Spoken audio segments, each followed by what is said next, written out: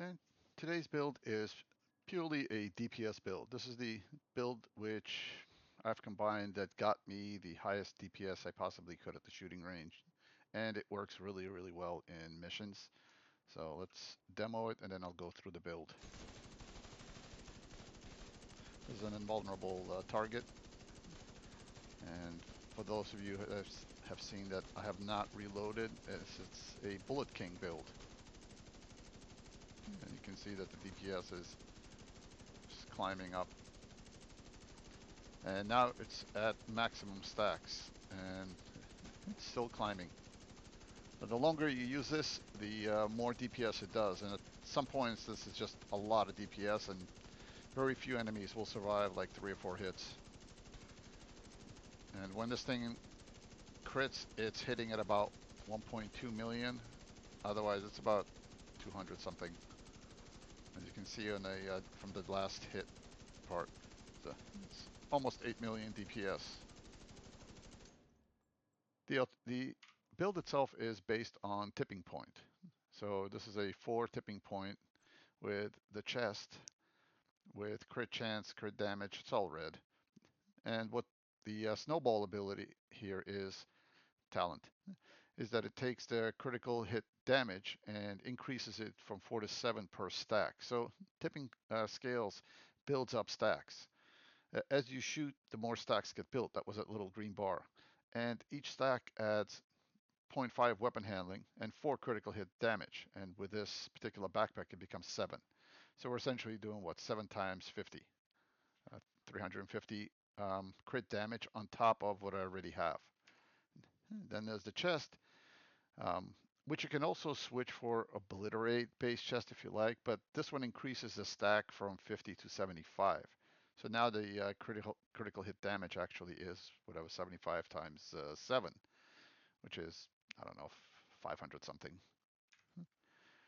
And the mask is the Coyote mask because I want the crit damage to be amplified.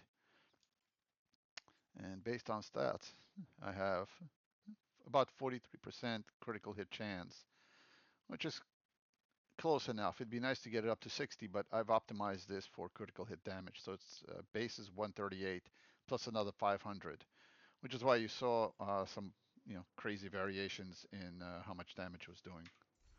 Turmoil's the other knee pads you can consider getting. So the reason I had Turmoil in there originally is because it's Cheska. It gives me 8% critical hit chance along with another 6. And with that, with my stats, I have critical hit chance of 57. And the thing about Turmoil, as you know, it spreads the damage. So whatever damage you were going to do to the target will get split in half, and the other half goes to something that's near, if there's something near. So now we can try it out. DPS might be it'll be lower because it's getting split among all these other target dummies. But it'll be higher because the crit chance is now higher because of the Cheska knee pads. So let's give it a shot.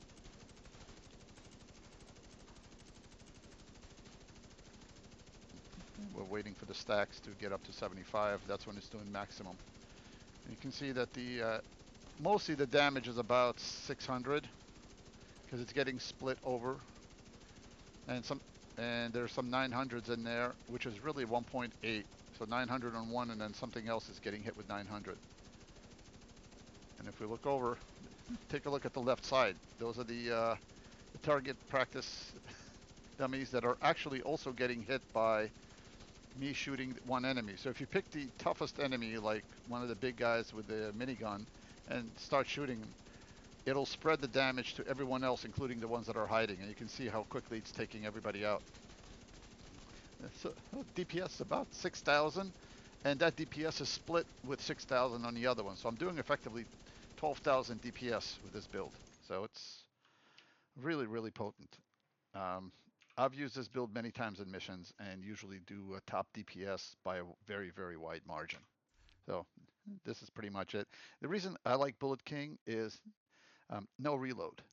So BulletKing will just keep firing. There is no reload, and for every 100 rounds that you actually hit the target, you get ammo back. So it's really hard to run out of ammo with this build because it's just a crazy build. It just keeps you're pretty much just throwing boxes of bullets at the enemy, and something's got to stick. That's a pretty simple build. I also opt for a repair drone because I am standing up a lot. It I do get hit once in a while, so it's kind of nice to heal. The other one I've also tried is the deflector drone, where I'll pop it up and then stand up and shoot things.